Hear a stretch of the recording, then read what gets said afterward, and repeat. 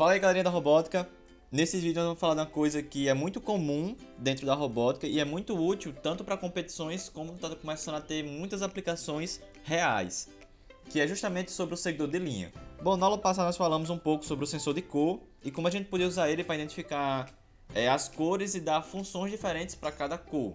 Dizer para ele realizar uma tarefa diferente de acordo com a cor que ele identificasse. E nós falamos um pouco sobre o seguidor de linha. Nós falamos que ele poderia seguir linhas.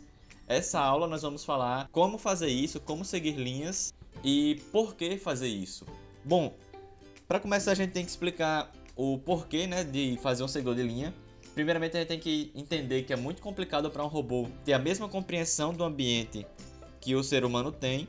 Embora a gente já tenha diversos tipos de sensores, de informações, de câmeras, ainda leva muito processamento para um robô identificar o ambiente ao seu redor, ver, por exemplo, uma geladeira, um fogão e entender que ele está no cômodo da cozinha por ter esses itens, esses móveis. E enquanto que para nós seres humanos isso já é bem comum devido a como a gente é criado, nossa vivência, etc. E se a gente precisa que um robô identifique tanto o ambiente que ele está, como que ele vá para outro ambiente, por exemplo, que ele entenda que ele está aqui na cozinha, que tem o fogão, que tem a geladeira, e caminhe para outro canto que tem a televisão, vai precisar processar muito mais coisa, precisar de um algoritmo muito melhor do que se a gente fizer isso com um caminho já pré-determinado.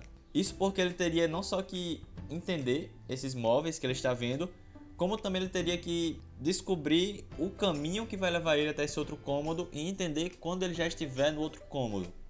Enquanto que quando a gente pode predeterminar o caminho, pode marcar o caminho de alguma forma, como por exemplo com linhas, a gente já consegue dizer para ele onde é que começa e onde é que termina de uma forma bem mais simples, só através, por exemplo, as cores. Ele poderia começar de um lado na cor azul e terminar do outro lado na cor amarela. Bom, então quando nós temos um caminho pré-determinado, só precisamos programar que o robô consiga entender esse caminho que já foi determinado para ele e que ele consiga seguir esse caminho, continuar nesse caminho. No caso de um caminho que é marcado por uma linha, um robô que tem um comportamento bem simples, apenas com um sensor, que seria o sensor de cor, para ele ser capaz de ver qual é a cor da linha e qual é a cor do chão, já é o suficiente para ele conseguir andar por muitos tipos diferentes de locais que tenham essa linha passando por ele. Isso é algo muito bem demonstrado no filme Wall-E. Principalmente porque durante todo o filme a gente pode perceber que tem linhas pelo chão da nave onde eles estão que dizem para onde é que o robô e os veículos vão andar. Então eles conseguem assim tanto dizer qual é o caminho que aquele robô tem que seguir, como também organizar o trânsito, evitar que eles fiquem cruzando na frente do outro e acabem precisando parar várias vezes ou acabem até batendo no outro. E eles até conseguem colocar algumas prioridades sobre quem deve passar primeiro em determinada faixa, como por exemplo aqueles robôs que são policiais que estão perseguindo eles pela nave. Eles andam mais em faixas vermelhas em alguns momentos de emergência, enquanto que quando a Eva chega com a planta aparecem faixas verdes, então ela tem uma prioridade por estar com aquela planta. E isso pode ser muito bem aplicado também dentro do nosso ambiente. Então, como a gente usa isso atualmente? Onde é que isso realmente é aplicado? Bom, algumas fábricas que tenham robôs móveis podem usar caminhos marcados para fazer com que o seu robô ande apenas naquele local. Então, se o robô vai estar andando naquele cantinho, lá o ser humano vai saber que o robô já está andando e o robô não vai ter que se preocupar com o ser humano estar cruzando a frente dele, com entender que tem alguém ali e não bater naquela pessoa, porque aquela área é exclusivamente para ele realizar o trabalho dele. Então, para começar a fazer o nosso robô seguir a linha, primeiro a gente tem que entender como o nosso robô ele vê o ambiente. Aqui no OpenRoberta a gente tem essa bolinha aqui que representa o sensor de cor, que demonstra em qual cor o robô está vendo agora. Por exemplo, ela está branca, então o robô agora está vendo a cor branca. Se a gente colocar ele aqui em cima, ele vai estar vendo a cor preta. Ele fica com a bolinha preta também para identificar isso. A cor vermelha e qualquer outra cor que ele vê vai estar identificada nessa bolinha. Então, por que isso vai ser importante para a gente? Porque a gente sempre vai ter que saber como é o ambiente que o robô está tentando permanecer. Aqui a gente tem, por exemplo, um ambiente que é completamente branco com uma faixa preta atravessando ele. Então a gente vai saber que o robô ele consegue ver aqui duas cores diferentes. Então a gente quer manter ele nesse caminho onde ele só vai poder ver essas duas cores. O que é que significa pra gente? Que a gente terá aqui duas condições. A gente vai poder estar vendo o branco ou o preto. No caso, a gente vai sempre representar isso como uma escolha excludente. A gente vai escolher, por exemplo, ver o branco e não ver o branco, ou ver o preto e não ver o preto. Que assim a gente já consegue envolver a outra parte sem necessariamente estar aqui dizendo branco e preto, branco e preto.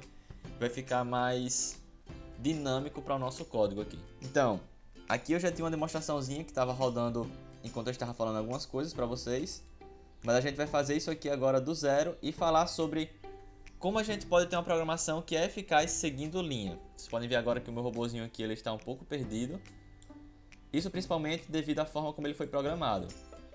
Então, para eu conseguir fazer esse robô andar corretamente, ele teria que ter um início que fosse vantajoso para ele, digamos assim. Então, vindo aqui para o nosso código, o que é que a gente tem que se atentar? Justamente é isso que eu falei de que nós vamos ter duas condições. E como a gente vai manter esse comportamento de seguir a linha, a primeira coisa que a gente vai colocar aqui vai ser um ciclo de repetição para sempre ficar repetindo a programação que a gente vai colocar dentro dele. Então vamos colocar aqui o nosso ciclo, repetir para sempre. E aí a gente vai colocar uma condição no nosso robô. Essa condição vai depender do nosso sensor de cor. A gente vai usar nesse caso esse bloco aqui que é o se, então, se não. Justamente por causa daquela coisa que eu falei de ser excludente do outro caso. A gente quer ver o preto e não ver o preto. Ou ver o branco e não ver o branco. Então a gente não vai precisar programar duas cores diferentes. A gente vai programar apenas para ele seguir a cor preta, por exemplo. E se a gente mudar ele para um ambiente que tenha o terreno amarelo, vermelho, mas a faixa continuar sendo preta, a gente vai ter um código que ainda vai funcionar. Então aqui a gente vai colocar o nosso comparador.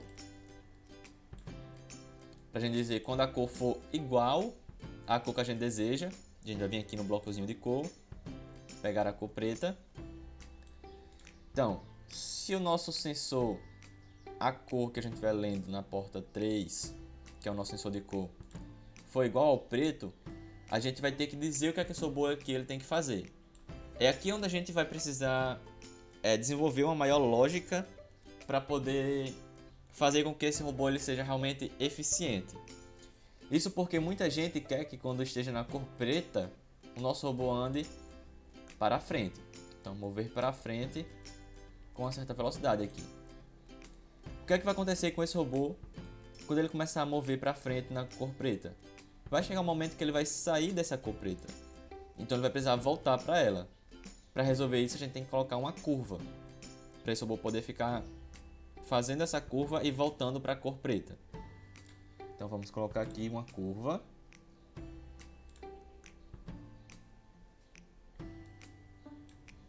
Para frente, onde o motor da esquerda vai ser mais rápido que o motor da direita. Isso porque eu quero que ele faça a curva para esse lado da direita. Então esse motor aqui, que é o da esquerda, vai ter que ir mais rápido para ele fazer esse arco. E aí a gente pode executar esse programa, a gente vai ter um robô que ele vai seguir a linha aqui. Assim espero. Bom, tá aí. Ele vai corrigindo com a curva aonde ele está andando. Só que esse robô ele não é totalmente eficiente para seguir essa linha. Aqui vocês podem ver que ele vai conseguir completar esse caminho, ele vai percorrer todo esse caminho. Porém tem um pequeno detalhe. Essa programação só vai servir para esse caso aqui em específico, onde a gente tem uma pista circular, uma pista que é oval. Por que isso? Bom, porque a gente tem aqui um bloco que faz a curva apenas para o lado direito e um bloco que vai para frente. Então, se a gente precisasse que ele virasse para a esquerda, o robô não seria capaz de entender isso. A gente pode visualizar isso muito bem se a gente trocar para a outra pista padrão que a gente tem aqui, o outro ambiente, onde precisa de curvas para os dois lados. Então, se eu colocar o meu robô aqui em cima e executar essa programação, ele também vai conseguir seguir a linha por um tempinho. Porém, depois de um tempo, ele vai precisar, por exemplo agora, realizar uma curva para o lado esquerdo e ele não sabe fazer isso. Então, ele vai sair para a cor branca e vai virar novamente para a direita. Então, isso vai continuar repetindo sempre que ele tiver que fazer uma curva para o lado contrário para o qual ele está programado. E é aí que muita gente não entende qual é a lógica do seguidor de linha. Não necessariamente para seguir a linha a gente tem que estar andando em cima da linha a todo momento. Seguir significa você estar de alguma forma acompanhando aquilo ali. Então, para a gente fazer o nosso seguidor de linha, a gente não pode achar que a gente vai apenas andar para frente em cima da cor preta e fazer uma curva quando não estiver na cor preta. Então o que a gente precisa fazer para caminhos como esse aqui, que a gente tem curva para os dois lados, é fazer com que a gente consiga ter essa curva para os dois lados dentro das condições que nós temos. Então nós possuímos aqui duas condições e temos que fazer a curva para os dois lados. Então o que nós vamos fazer é criar um comportamento de zigue-zague no robô e vamos dizer para ele virar para um lado quando estiver na cor preta e para o outro lado quando estiver na cor branca. Assim ele vai ser capaz de acompanhar a linha para os dois lados que ele fizer a curva. Então se tiver curva para a direita ou para a esquerda, ele ainda vai ser capaz de acompanhar. Então vamos trocar aqui, tirar esse bloco mover, duplicar aqui esse bloco e inverter aqui as forças. Colocar 10 e 50. Então agora, para ambos os lados, ele vai ser capaz de acompanhar essa linha aqui. E aí você pode estar pensando, então essa programação ela é melhor do que a programação anterior que a gente havia feita para o outro caso. Bom, depende. Aqui a gente tem sempre o comportamento de zigue-zague, onde ele está fazendo as curvas para os dois lados. Então ele leva um tempo a mais aqui para poder percorrer o caminho. Então se a gente quisesse que ele fosse mais rápido, que a gente tivesse uma performance melhor, a gente poderia até ajustar aqui essas forças para ter outras forças e a gente conseguiria fazer com que o robô fosse mais rápido. Porém, se a gente tem uma pista que ela é completamente circular, a gente tem um desempenho muito melhor naquela programação anterior, onde a gente tem um comportamento dele andar para frente na cor e realizar a curva quando eu deixar de ver ela. Então vai depender muito de onde você quer aplicar a sua programação. Aqui eu quero mostrar para vocês que se a gente voltar para aquele ambiente, o ambiente que é totalmente circular, ele também vai ser capaz de seguir essa linha, obviamente. Essa forma aqui de seguidor de linha, de fazer zigue-zague, é a forma mais básica, digamos assim, que a gente tem do seguidor de linha. A gente consegue seguir qualquer tipo de linha, a gente pode alterar a cor aqui para seguir outra cor se a gente quiser. E fazer esse zigue-zague vai funcionar para muitos casos. Porém, algumas pessoas procuram ter uma programação um pouco melhor, um pouco mais rápida para poder ir para competições e conseguir um desempenho melhor, um tempo menor para percorrer a pista. E uma forma que a gente tem de fazer isso muito simples ainda é adicionar mais um sensor de cor. Por que adicionar então mais um sensor de cor? Bom, adicionar um segundo sensor de cor vai fazer com que a gente tenha mais possibilidades para o nosso robô. A gente vai ter mais casos podendo ocorrer. Como é que a gente faria isso? A gente viria aqui para a nossa configuração do robô, abriria essa aba de sensores, pegaria mais um sensor de cor e colocaria aqui no nosso robô. Podem escolher aqui qual o número que vocês querem que esse sensor esteja, desde que vocês se atentem que quando a gente voltar aqui para programar, a gente vai ter que sempre colocar um número referente aonde está esse sensor, qual é a porta que esse sensor está. Bom, o que acontece com esse segundo sensor de cor? A gente aumenta as possibilidades de programação que a gente tinha. A gente tinha antes apenas dois casos acontecendo, onde a gente poderia ver a cor preta ou a cor branca aqui nesse ambiente. E agora a gente vai poder ter combinações dessas cores.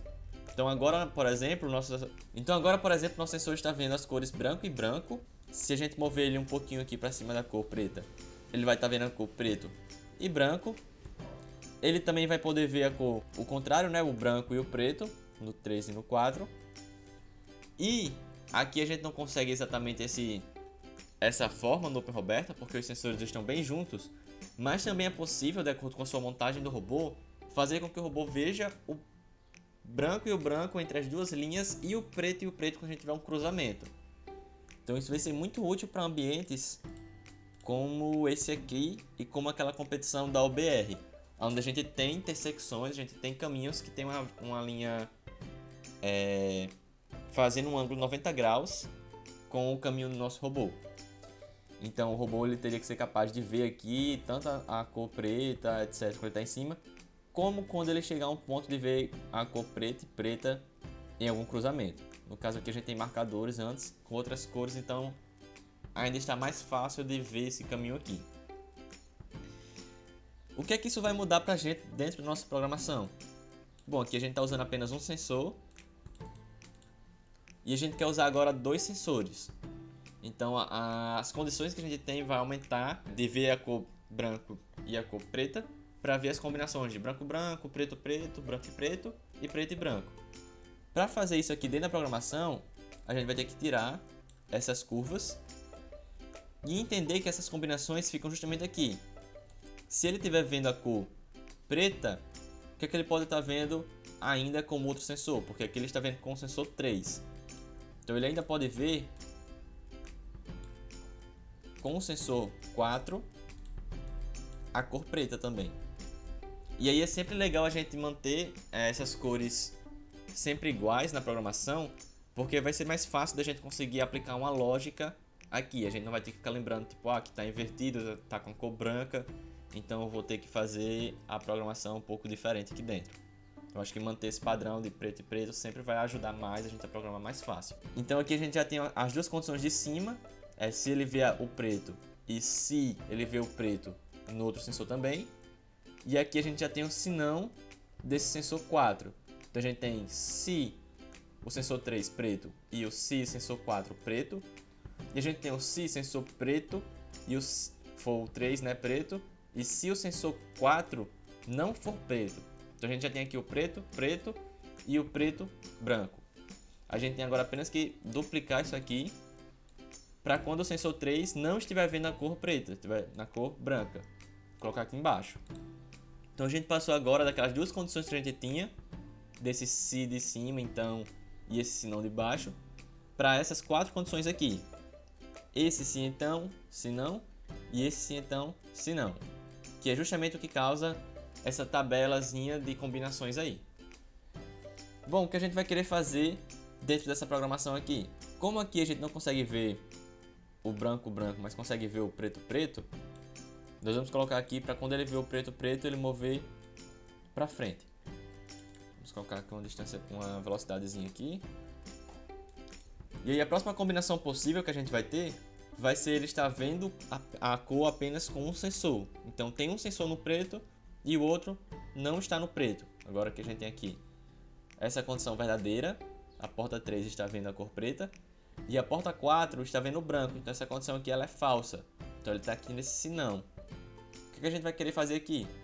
Bom, aqui a gente pode imaginar que o robô ele está quase saindo da curva, saindo da linha para esse lado direito. Por quê? Porque esse sensor aqui ele já está fora da linha.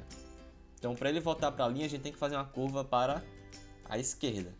Então aquela curva que a gente tinha a gente vai encaixar aqui.